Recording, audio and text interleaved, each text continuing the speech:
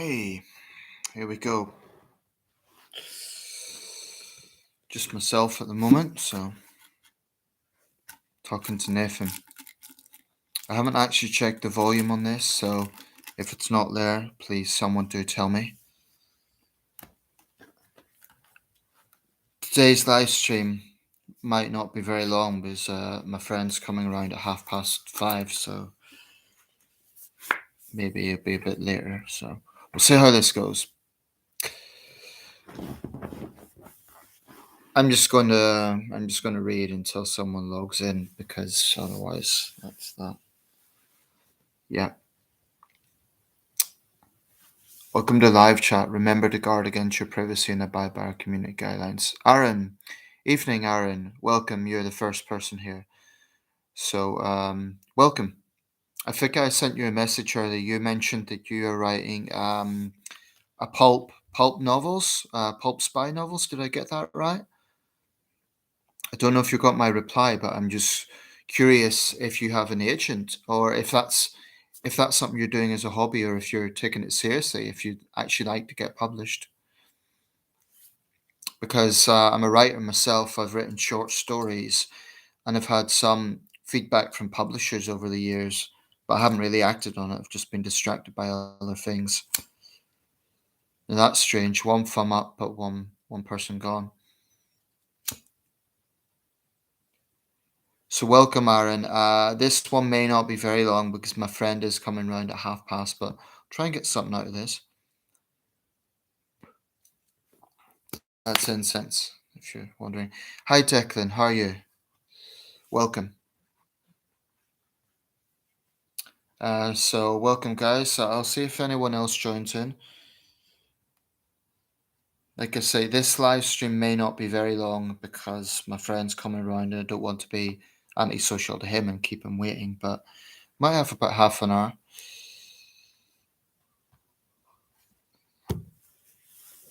I'm tired, but all right, thanks. Yourself? Yeah, similar. It's a wet, grey day here in Sunderland. I don't know about Norfolk, but I've been better. The money situation's not great as always. I teach online, and my student, she has said that the next lesson is going to be postponed because it's a bank holiday in China. Not bank holiday; it's a national holiday, so it kind of means I need to alternate my lesson plans, which basically means I'm not paid. It can't be helped, but it's a bit of a nuisance. So I've been better to be honest, but keep trudging on. Yeah. I don't know if you guys logged into my last live stream. I can't recall, excuse me, but there was a guy by the name of James Walsh, I believe, was trolling me. So I'm wondering, will he make an appearance? Because he made some rather inflammatory claims against me. So I'm anticipating he might show up. I hope he does. I mean, I'll give him a chance to justify his claims. It's been an extraordinary week in this country, I think it's fair to say. The state funeral, all the things that have happened. I love history, so whether people are monarchist or Republican, from a purely history point of view, I've just seen King Charles III meeting Sinn Féin's Michelle O'Neill. I mean, this would have been unthinkable during the Troubles. Aaron, yes, I saw your reply and replied more fully. Sorry, I haven't had a chance to check yet. I haven't got an agent yet, but I've found a few new pulp publishers who accept unsolicited work. That's good, because a lot of publishers don't. When I wrote to, I mean, granted, this was over a decade ago when I was actually following it up. Um, they all said, sorry, we don't accept unsolicited work. I don't know what it is with publishers and agents. I guess it saves time from them proofreading. I don't know. There must be a reason for that. So if you find someone that accept unsolicited work, that's great. May I ask if your short stories are genre fiction or more literary fiction? Well, that's a good question. I find that with short stories, I mean, I wouldn't send them off as an individual work because it wouldn't be worth it. They're about 10 pages each. So I find what you get with short stories is they tend to be anthologies, if that's the right word. They tend to have a sort of running theme. So you're asking, are they genre fiction or more literary fiction? What's the difference? I might show my naivety there, but what's the difference? I mean, my understanding of genre fiction would be that it would be a particular trope, i.e., espionage or romance novels or a particular genre. Literary fiction would be a bit, I guess, a bit more broad. But yeah, I what my intention is to get. I've so far written about 6 or 7. It's not really enough to have an anthology. I'm going to get about 10, put them together, and try and send them off that way. But honestly, at the moment, I'm not even focused on the business side of it. I just want to get them written up. I've been distracted by so many other things. I was doing a comprehensive study on world cities, which is something I'm very interested in. I might make a video about that. My whole online dating thing, I've been distracted by that and a whole lot of other things. But I have all the ideas. I mean, I have the ideas for these short stories, so it's just a case of basically getting them typed up.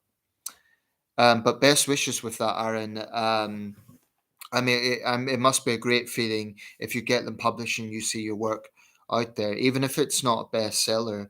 I mean, obviously, I would hope that it is for your sake, but even if it's not, I think just the idea.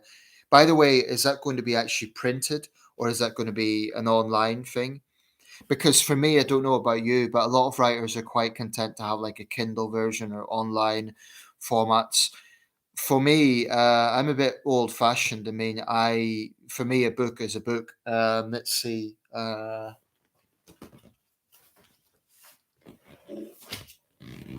This is a book, right? This is just an example. It's a Stephen King. Actually, some critics of Stephen King say he's a bit pulpy, but you know what? If it works, it works. I haven't read this yet, but to me, this is a book. Pen and paper, print. But I guess we need to be flexible. It's like a newspaper. You can get online newspaper archives, but you can't. There's something about a raw newspaper. That's why they're selling online now. That is different from just having an online archive. But anyway, best wishes, Aaron. I mean, that's great if you find publishers who accept unsolicited work. There's also self-publishing, and some people might say, "Oh, that's cheating," but actually, some very prominent writers have done it. Charles Dickens did.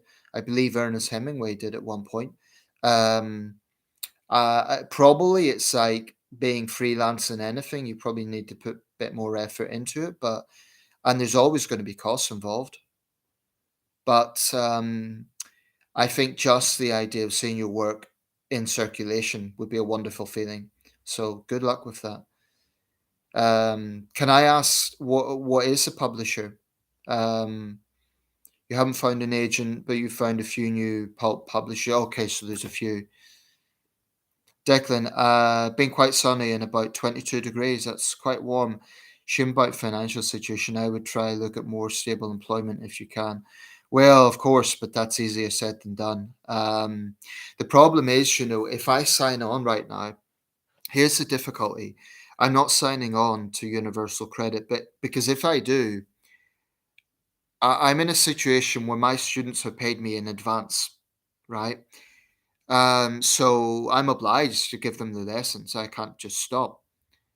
Now, if I sign on, I'd have to disclose that I am being paid for work outside of that. Otherwise, I'd be guilty of benefit fraud. Display into the job center. It's saying my connection's unstable. Can you guys still hear me? It just said my connection's unstable. Yeah. So what I'm saying is, if I explain to the job center, well, I have this extra work, but they would expect me to give exact figures for a weekly, and unfortunately, it doesn't work that way. I can't give them exact figures because it isn't consistent. So dealing with the bureaucracy of that, I think, would be very stressful, and I just don't like the idea of signing on. But in terms of stable employment, you're absolutely right. But again, the problem is most jobs, you don't get paid until after a month. I frankly need money right now. So from that point of view, freelance work is better. Um, there's no easy answer. I mean, I've trained as a journalist, so really, I should be getting into that. I should be looking for my first assignments.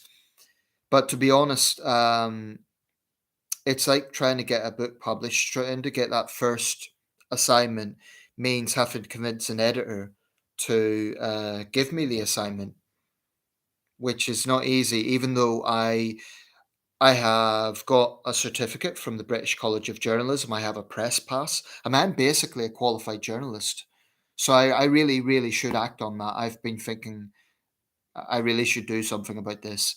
But I guess I'm a bit anxious about that initial step and the rejection. But yeah, I really should do something with that.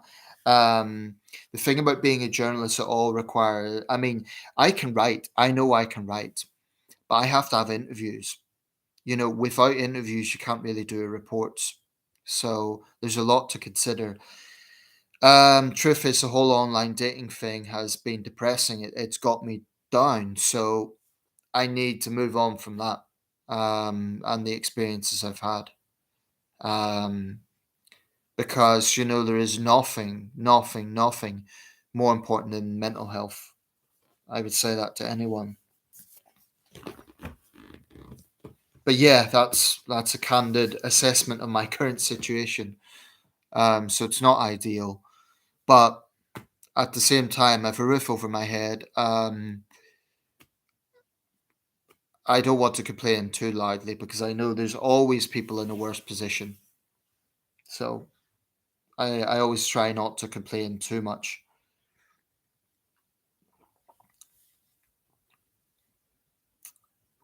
What are you doing at the moment, Declan? I think you did mention it a while back, but just remind me what's your job?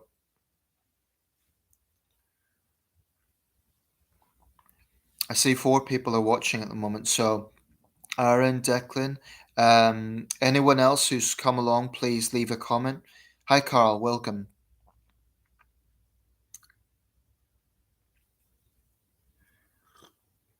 Yeah, guys, I don't really have any set topic to talk about. I mean, what's happening in certainly there's things going on in the news. What's happening in Ukraine right now? There's a lot of things going on simultaneously. I was going to upload a video about this actually, but I may as well mention it now. The good news is those five British prisoners have been released last night. That's fantastic for their families.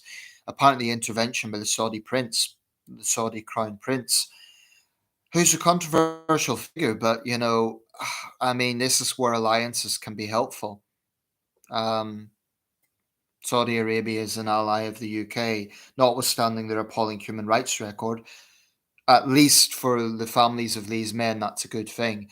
But what Putin's done, this general mobilization, there's scenes in Russia. Apparently, there's mass protests in Moscow. Thousands of Russian men are now fleeing the country. Understandably, they don't want to be used as cannon fodder in Putin's war. But the dangerous thing is Putin's being humiliated, and I think he's getting desperate. But I think it's potentially dangerous because he could lash out. He could do something really erratic. Um, they were talking about when I say they, there's just been speculation he might do something as reckless as drop a nuclear device in the Black Sea, which probably would have minimal immediate fatalities, but there would be a radiation fallout. Then Turkey would declare war on Russia. I mean, this is my speculation, but this could potentially be a dangerous situation. The Ukrainian advances are great. The release of those prisoners is great. Um, but the way Russian dissidents have been treated isn't great. Putin is as dangerous as ever. So it's a very, very critical time in the Ukraine war. Yeah, it does suck. Not easy. My job is online picker at Morrison's. I was quite lucky as I got the job in the height of COVID. I imagine during COVID though that was they were looking for essential workers, so that might have been one reason. Um, Online picker, if you don't mind me asking, Declan, is that you're in the supply chain, so you're getting the produce, or online picker? Sorry, I'm not quite sure what that means. I think as supermarket jobs are relatively safe in this economic climate. Yeah, they seem to be. Having said that, my local Tesco's suddenly closed down. We have two Tesco's in Sunderland, or at least we did. One in our local main city centre shopping centre, which closed, and then a much bigger store on the other side of the river. But when I asked the staff about that, they seemed as dumbfounded as the customers. They were basically thrown in the deep end. Um, these big companies, I don't entirely trust them. I don't trust the way they treat staff. So I just hope you're treated well, and they don't take you for granted. Even the Morrisons now owned by American private equity company, which concerns me. Yeah, exactly. That's what I'm talking about. I mean, it's the same with Amazon, and this is true across so many big companies. Aaron, I'm currently on universal credit due to ill health, so I understand what you mean. Yeah, I mean, my younger sister is she has chronic health problems, chronic. She has fibromyalgia, severe allergies, post-traumatic stress, because she was in an abusive relationship. She just has all sorts of problems, and although she doesn't have to go into the job center, so she doesn't have to go through that soul-destroying thing of meeting up with advisors every week, every fortnight. She has had some hassle from them because I remember she was told that she had an interview to assess her situation. So she stood by the phone, even though this is difficult for her because her her clock is all over the place. She's often awake at night time, very sleepy during the day. That's what her condition does. But she stayed awake for this scheduled meeting. They just didn't bother to phone. Now it might have been some administrative problem, but they just didn't bother until 1 hour later. And they actually had the gall to say that she missed her interview, but she didn't.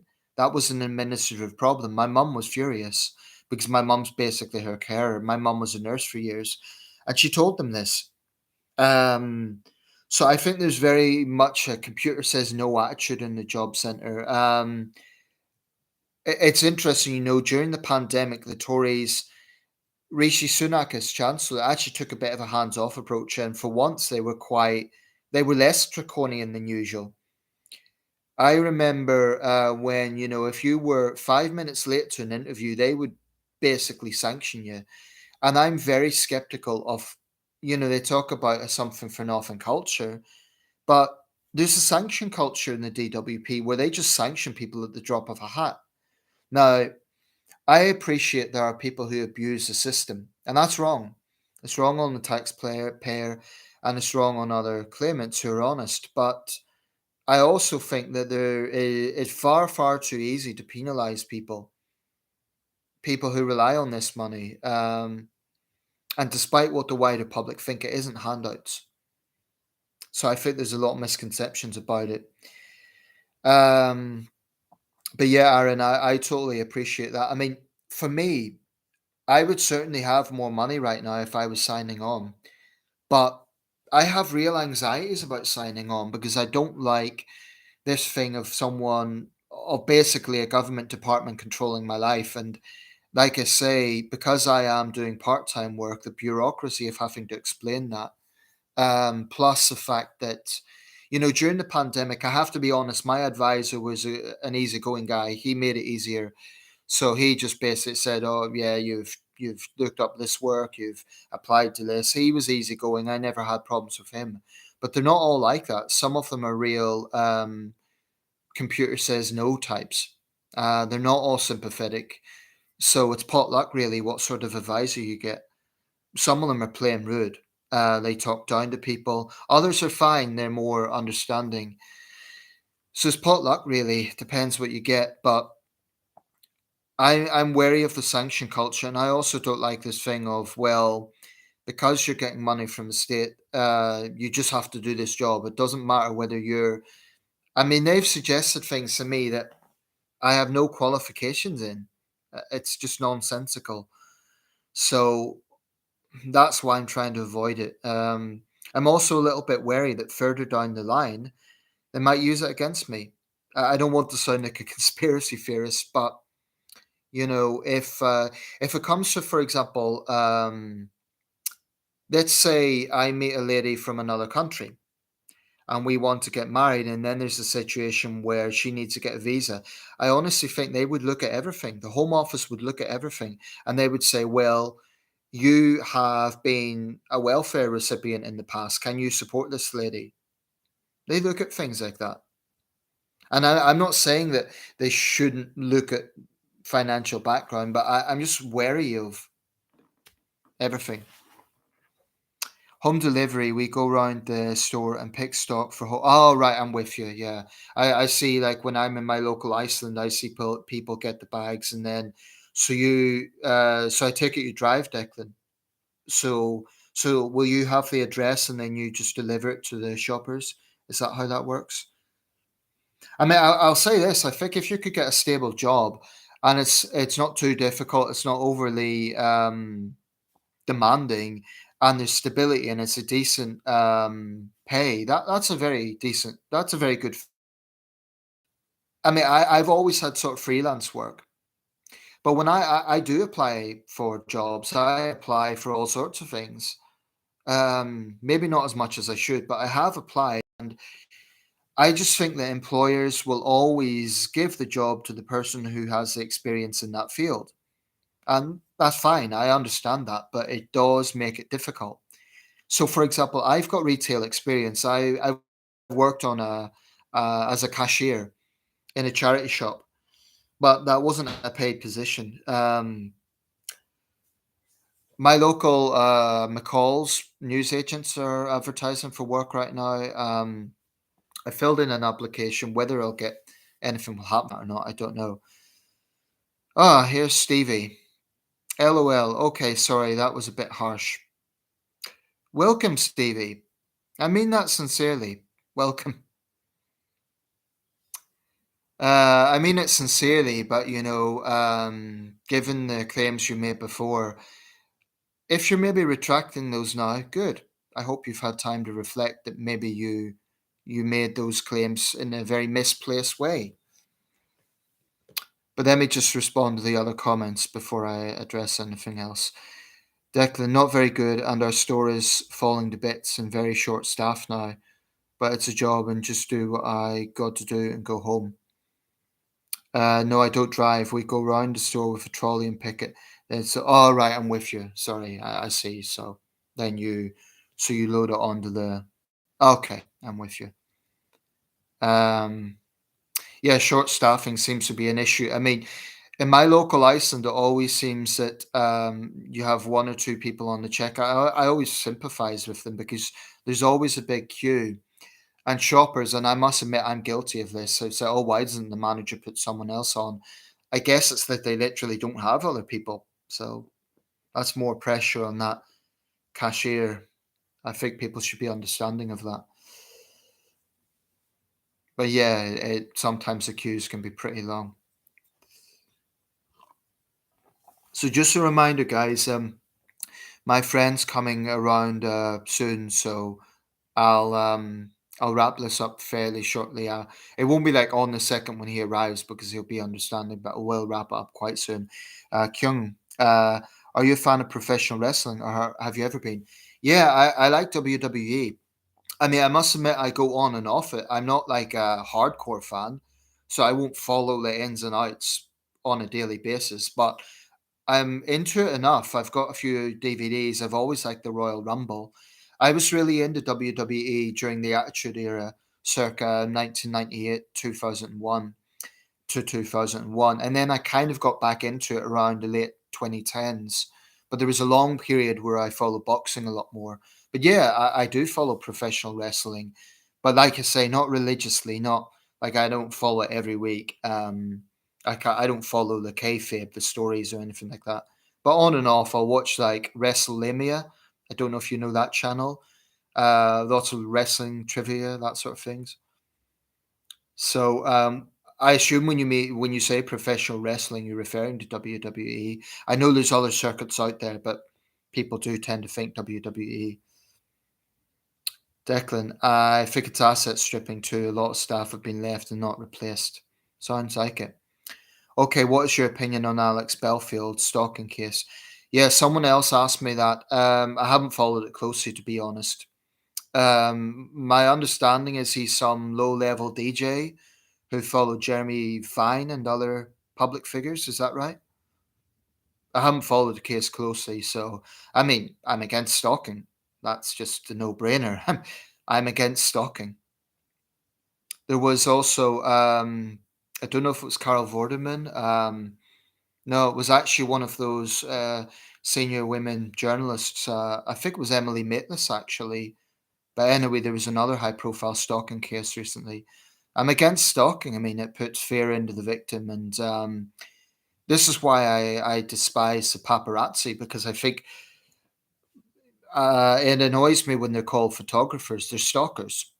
I remember during the phone hacking thing, Sienna Miller testified that she had up to 10 male paparazzi following her around, which must have been quite scary for a young woman to go through.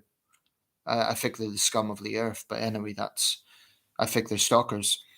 Okay, let's see. But yeah, I haven't followed that case closely, but suffice to say, I'm against stalking. That's that.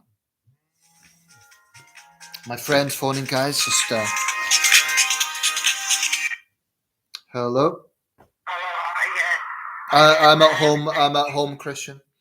Yeah, right, okay.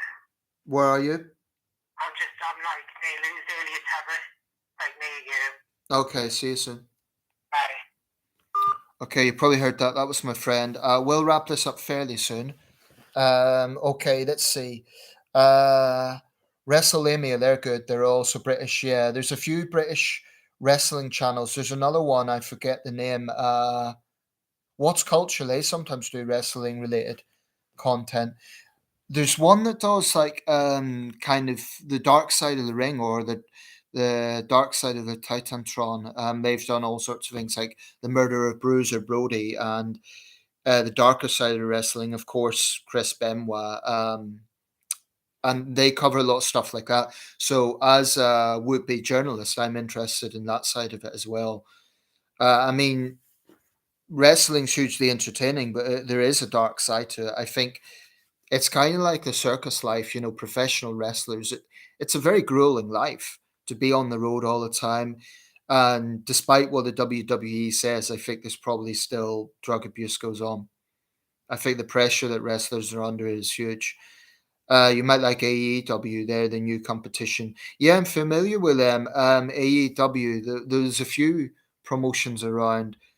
There's an extreme circuit that's based in West Virginia, I believe, and there's a few videos about them on Vice.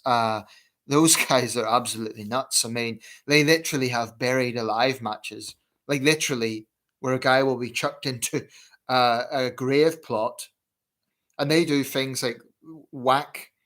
So I don't even know. I mean, it's extreme.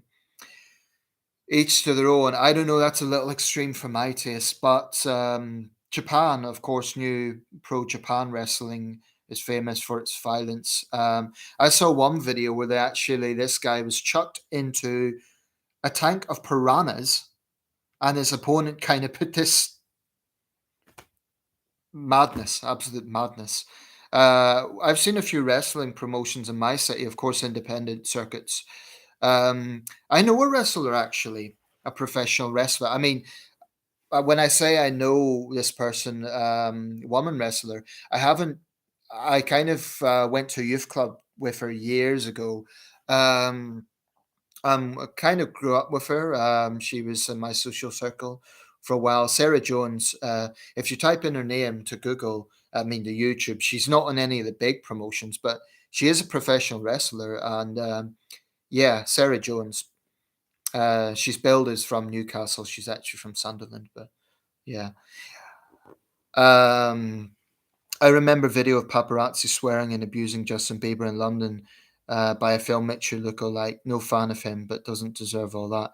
Yeah, exactly. I mean, there's celebrities I don't have much time for. For example, Liam Gallagher in the 90s was famous for lashing out to paparazzi.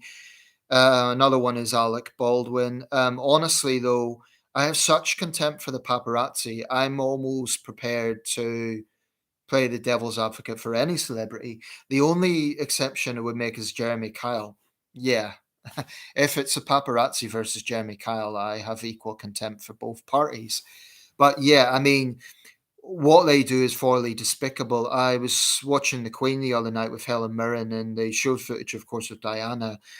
And it might be true that Diana did sometimes use the press, but there was footage, for example, this guy was ramming his camera in her face at an airport.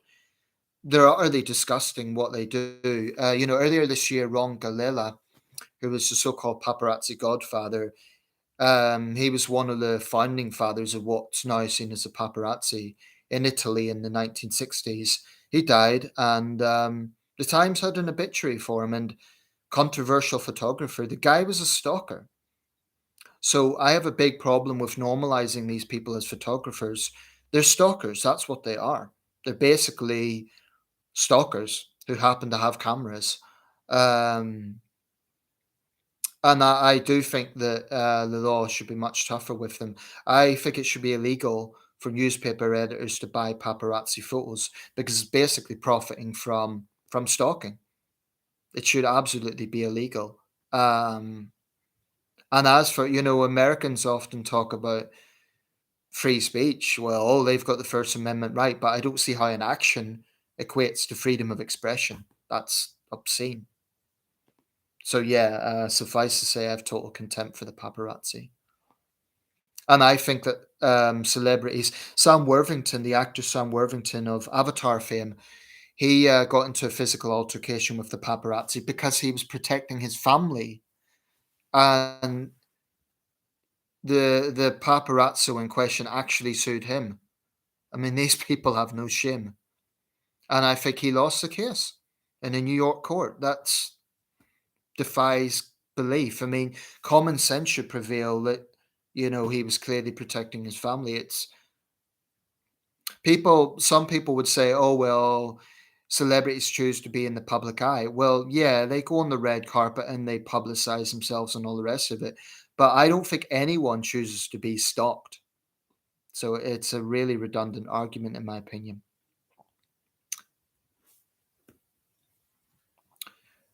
So Kyung, AEW, is that? Tell me a bit more about them. Are they more extreme than WWE? Is it like no holds bar? And I mean, I know the name. I'm just trying to wrap my mind around and try to remember who they are.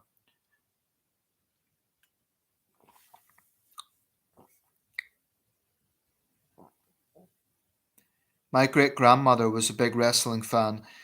My nan told me that they went to a wrestling match in the 70s where my great grandmother got so excited she tore her coat as they jumped up and down in her seat. I'm just picturing that. Yeah, an interesting thing. Apparently, in the 70s, wrestling was huge in this country. I mean, boxing matches in Britain, some big title fights have had huge crowds. For example, Joshua versus Klitschko got 90,000 people. There was recently a record for Fury versus White, 94,000 at Wembley.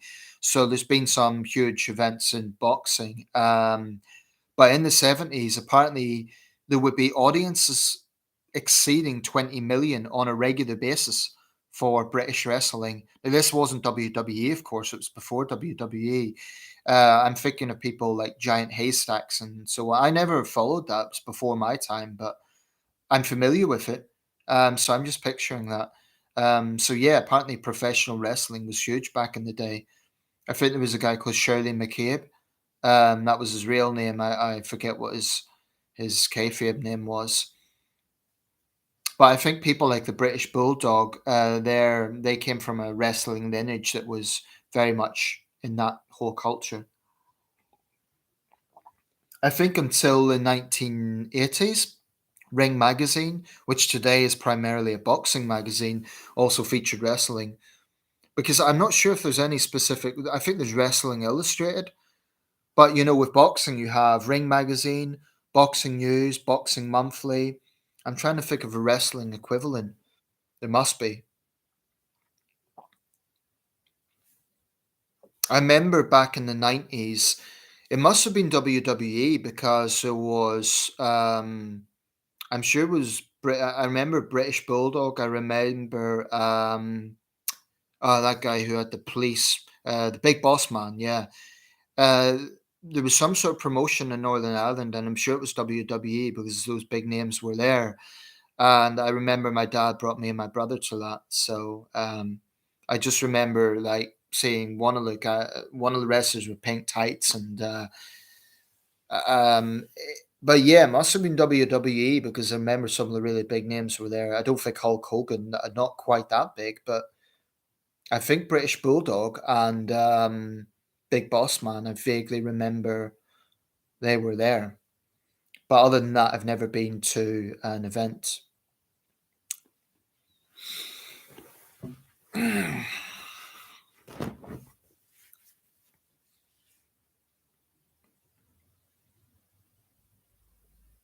Okay, so any more questions, guys, or any more subjects that should we should talk about? My friend will be here soon, so I'm just kind of watching out for that. But may as well keep it rolling until then. Aaron, if you don't mind me asking, where do you live? I get you're obviously in the UK, but you mentioned you're on UC, so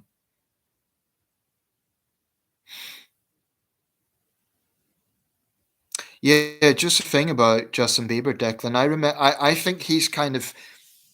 I mean, he comes across as a bit of a brat at times, but I think it's a classic case of he became famous very young, and at that time he was very much like the teen prince. He's very squeaky clean, and but he became very famous very fast, and I think it had a negative impact. Now he's a bit of a almost a bad boy, but I think I'm not going to go so far as to say I feel sorry for him, but yeah, he has had a really rough time from the paparazzi, and any human being would have a breaking point. I remember Bjork in the 90s, the Icelandic singer.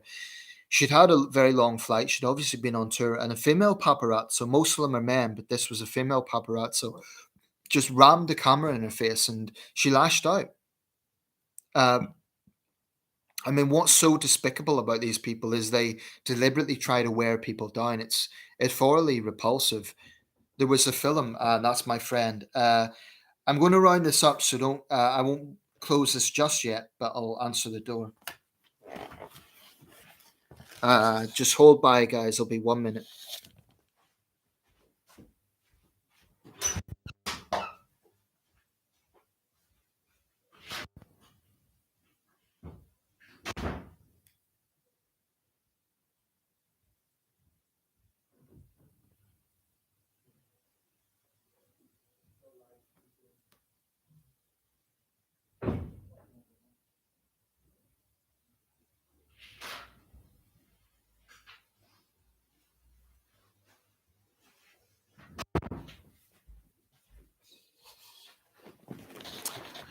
Okay, guys, I'm going to round this up. My friends just arrived, so yeah, I'll round it up.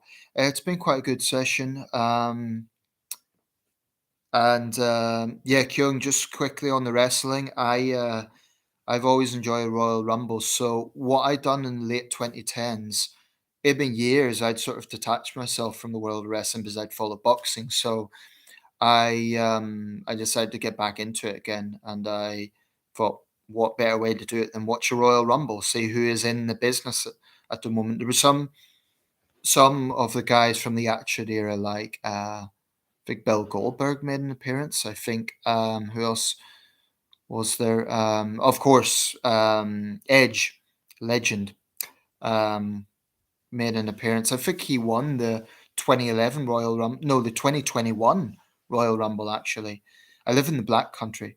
I hope you enjoy your evening. I think you mentioned that before, Aaron. Are you in Dudley?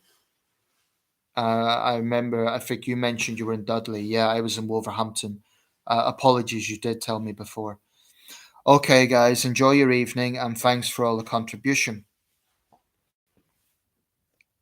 Alex Clay, sorry. Sorry, Alex, who's just come along. I was just going to round this up because my friends arrived. But thank you very much. I appreciate all the support. Been watching your videos for ages now. Thank you. I appreciate that. And Carl, you too. Um, just a quick word, guys, and Alex, you've just joined. If you miss live streams, I'm going to do these periodically. I do like interacting with subscribers, so yeah, I'll do this periodically. Okay, everyone, have a good evening, and thanks a lot for coming in. Bye for now.